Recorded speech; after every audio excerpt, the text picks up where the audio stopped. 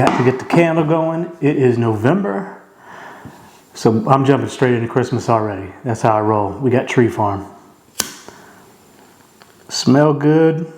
The video gonna be good. Boom, what up? It's your man 50 Grand. It's Scott Stockton with Scott Stockton Photography, back again for another gear review. Now today's review is the biggest I've ever done. Okay, most reviews I do, in fact all reviews I do, is for gear that I already own, gear that I bought myself, and I'm reviewing it after, you know, I've ran it through its paces on different weddings and engagement shoots and stuff like that. But today's the first. Today I got sent a pre-production model of a camera. Never happened to me before. God bless the people at Canon USA. You guys are amazing. Today I got my hands on, and I'm going to unbox it and show you guys. I got the Canon R6 Mark II right here. Let's check it out. Ooh, we got it right here, boy. Haven't really opened it yet or put my hands on it, but we'll do that right now together. And we're going to see what this thing feels like hands-on.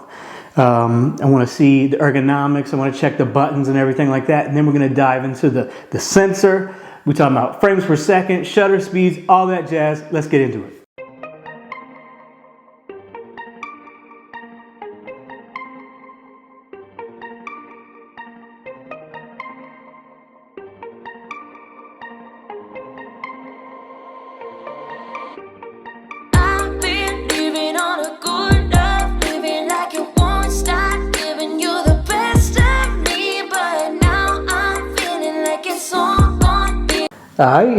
Alright, boy, here we go. It's kind of a grand reveal. I've never done this. Ooh, you see it already. You see the Mark II on it. Hey, remember, y'all, this is pre-production, so like, there's going to be some, you know, maybe some features and some firmware and some stuff like that that's missing. But for the most part, we're going to get that real deal, that bad boy. Look at that, boy. Mark II. All right. Let's check the full ergonomics out of this thing. Okay, straight out of the box, I've noticed a few changes to the body here. We used to have the on and off switch right over here, but now it's turned into a switch that you can go from photo to video more easily. So that's, well, okay, that's nice. And then they moved the on-off switch from over here where it used to be to right over here. Now, if you're like me who have used these cameras before and you have some muscle memory to it, this could mess you up a little bit, switching this guy on and off. But it's, overall, everything else has stayed, well, remember, like I said, it's pre-production. Everything else has basically stayed the same. Oh, we got a nice little new joystick here, so that's pretty cool. But everything, oh shit. Where'd the Mark II sign go? Boom, okay, I'm back. Okay, I was having a little bit of fun there. Nobody has sent me an R6 Mark II, as tragic as that is. This is the R6. That being said, I am going to give you kind of a cliff notes from the roundups I've seen hitting the web today. Been seeing a lot of good news about the new upgrade. I've seen some people say that it is maybe just a halfway upgrade, like a midpoint upgrade. Nonetheless, when we go through everything here, I think you will see everything has been upgraded in the Mark II from the regular Canon R6. That being said, the R6 is a great camera. You already know my thoughts on that. But we are going to dive in right now to the roundup and all the specs that I've done, that I've seen online. And I'll share them with you guys kind of in like a quick rapid fire Cliff Notes version, so you don't have to go out and watch the 40-minute reviews from everybody else if you don't want to. But if you are in the Canon ecosystem and you're looking to upgrade your R6, I would encourage you to check it out. So you can feel free to do that. I know Fro Knows Photos got a great video. Manny Ortiz has a great video. DP Review, everybody that's got invited to San Diego to try this thing out. Peter McKinnon, although he got his sent straight to his house because he's Peter McKinnon. But so many people are out there with the review on this, as well as the new Canon RF 135 1.8 IS-USM lens, all the acronyms. There's videos of that making its rounds too. So it's an exciting day if you love camera gear. Really exciting day if you're a Canon user. So without further ado, let's jump into the rapid fire specs. Okay, so straight off the bat, I would like to dive into the photography side of things with this camera. I'm going to hit you with a lot of rapid fire specs for that, upgrades, how they compare sort of to their competitors, and then we'll jump over to video. You will see that both video and photo have had upgrades. Okay, so I'm going to try to get through these in one take. Probably not going to happen, but I'm going to try. So the number one important thing I think to most photographers, especially for me as a wedding photographer in general, is autofocus. The autofocus for the R6, the R5, and the R3 were already amazing in my mind. Some say it matches Sony, some say it's even past Sony. But they have improved the autofocus in the Mark II, more specifically when it goes from moving from subject to subject. While you're shooting, you don't have to have the shutter half pressed or anything. The camera's going to pick a subject out, a face, eyes, whatever, and you're going to be able to move it around from one person in the frame to the next person far more easily than you've ever been able to do that.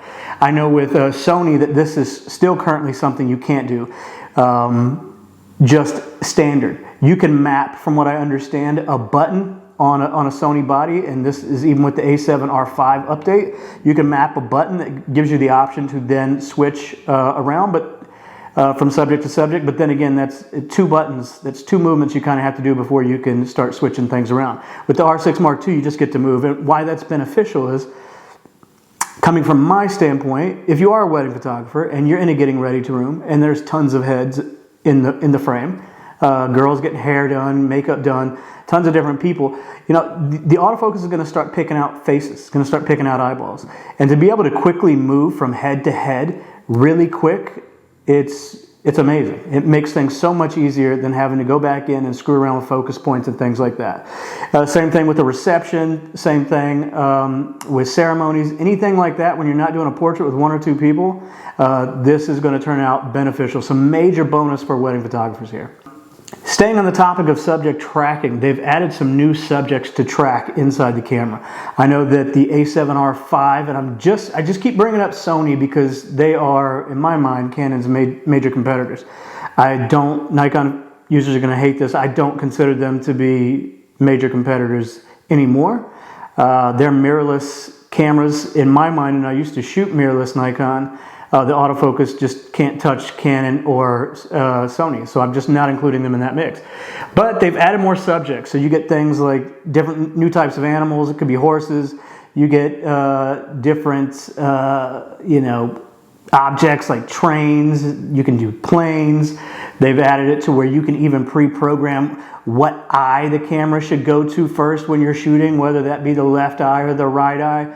There's just more of an endless opportunities for things that you can track inside the camera for autofocus. And that makes it nice. Like if you ever are trying to photograph subjects like moving vehicles and things like that, if you put a priority on trains or planes or something like that, and there's a bunch of different things in the frame, but it knows exactly what to look for, then in those scenes you're gonna nail your focus and get what you want more often than not than you used to be able to. We also need to talk about memory cards. I just talk about it real quick. It's got the same memory card setup as the R6. So some people will hate that. Some people want the CF Express cards, faster read and write. But if you are upgrading from the R6, you might be happy about that because you don't have this added expense of a couple $100 new memory card. And I say a couple $100 because as a wedding photographer, I don't like changing my memory cards during the day. I don't like putting them in a memory card jacket. I feel like that's dangerous. So I don't want to have to change my cards. So if you're an R6 user and one of my cameras is R6, now I don't have to go out and buy a couple $100 CF Express card. So I like that. Let's talk about frames per second. I think that this is important. This is where the R6 Mark II gets a big check mark. Mechanical stays the same with the R6, 12 frames per second. It still beats out its kind of competitors, the Sony a7 IV, who has 10 frames per second, both mechanical and electronic. But the R6 Mark II, the electronic frames per second is 40 frames per second. That is crazy. That rivals R3 and A1 frames per second. And a camera that is, close to a third of the price. That's pretty crazy. I think you do have to understand, though, that when you are doing that many frames per second, you're gonna get some rolling shutter with a camera that doesn't have a stack sensor. So we can talk about that right now. Like if you're shooting 40 frames per second at an angle, let's say sports, maybe tennis, golf, baseball, anything where something's kind of being swung really fast, you're going to get some rolling shutter, and you're going to see the bat or the racket or whatever it is bending and warping a bit. If you are shooting sports where it's something coming straight to you in speed like that, you're not going to have that issue. It's going to look perfect. I would suggest that you go check out Fro Knows Photo, his hands-on preview of it, and you'll see where he got warping on shooting tennis and something else. Maybe it was just tennis. But you'll see when he shot track and field and they were coming straight at him, it had no problem. And 40 frames per second is crazy. For me, it's more than I ever need, but it's nice to know you have it. With that, you get a burst mode of 110 raw images. You get 110 raw files in burst mode. So that's 3-ish seconds, give or take, with the electronic shutter shooting 40 frames per second. That's a lot for a burst mode with raw files, 110. So we got that going on. We do have a new sensor here. It's a sensor that I can't talk too much on because it's newly developed by Canon, for Canon. So from what I've seen just in reviews with people that have used it hands-on, it looks amazing. It looks fantastic. It looks like it's great in low light, as you would expect. And it's 24.2 megapixels. For me, this has always been the sweet spot on anything that I shoot. I like it better than the R6 because it's 20. It gives you some leeway in case you do need to crop. And it's not so much as like an R5 or an A1 or something like that to where the files are humongous. Wedding day photographers, we're taking thousands of photos a day. It helps to not have to be, switching out the memory cards and swamping those things with huge files. So I love that about it. We also have the same Digic X processor that has been in the latest Canon mirrorless cameras. So you're looking at some good speed there.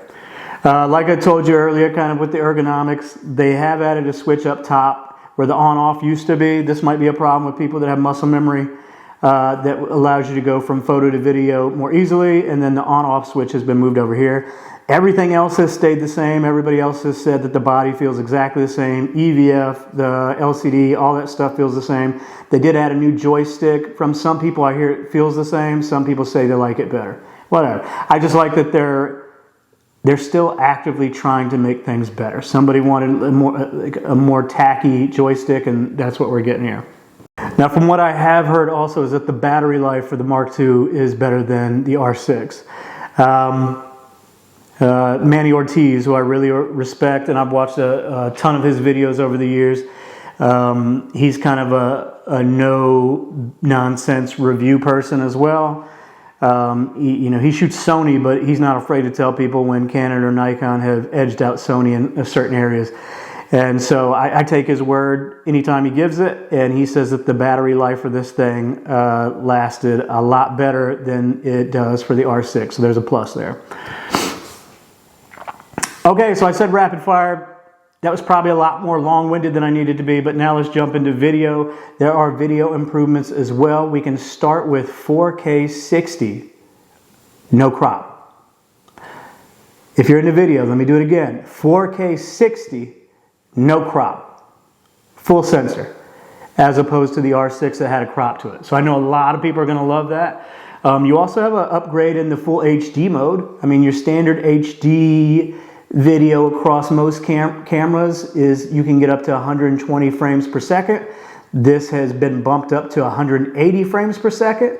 And not many people are filming in HD, but if you wanted to get some super smooth slow-mo, and you pop that in on a 4K timeline here and there, nobody's going to tell. I don't think anybody's going to tell. I mean, 1080 HD still looks really good. So I do like that. I'm not a big film person, but I am trying to create content. So seeing upgrades like that and ways that I can bake in slow-mo, even if it's at 1080p with 180 frames per second, is still a cool option to have. I like to have the option to do things than not. They've also included something called false color. Now, false color, because I'm not a big video guy, I'm going to just read what I found. Okay, to explain what this is from a guy like myself who's not big into video, it's a tool that can make it easier for camera operators to evaluate their exposure. It also allows you to, the editors, or you yourself if you're editing, to adjust the colors in post a lot easier. Now, I don't know what that means. Like I said, I've never used it before. Apparently, to a lot of people that do video that have seen that this has been added, they've been going pretty wild about it. The number one improvement for video for me, though, is that there is no time limit on recording. Thank God. Thank you, Canon, from everybody. Because while I don't film professional video, I do podcasts. I do record, and it sucks that if I'm going past 30 minutes that I have to keep an eye on that, and as soon as it ends, I got to get back up and go start it again. So to have no time limit is amazing. So that being said, you got to say, you know, who is this for? Is it worth upgrading from the R6 to the R6 Mark II? I think you just got to ask yourself, are you making money with your gear? Are you making money? Are you a wedding photographer, portraits? Are you landscape and you sell photos and prints and you make money from it? If you make a decent amount of money from your gear, I definitely think you should upgrade. I just do. Everything is better across the board. Some places they might just be marginally better, but in other places, the improved autofocus, subject tracking, 4K 60, no crop, no time limit on. If you are a wedding photographer and you're doing, and maybe you're a hybrid photographer and you're doing photo and video, I think it's a must buy. I'm going to trade in my R6 to pick this thing up. For me, it's just another big win by Canon. I think that this, if they're going head to head with the A7 IV, the only thing the A7 IV has over the R6 Mark II is more megapixels, 6 more megapixels. In my mind, that's all they have over that, and it's kind of edged out its buddy in the same category from Sony. So for me, I'm getting it. I think if you make money and you're a professional photographer, more specifically for weddings, I think you should get it. So you know what to do. If you can leave comments, subscribe, tell me how amazing my setup for the fake Mark II was. You know, you can drop that in there. Until the next time, y'all, thanks for tuning in. Peace.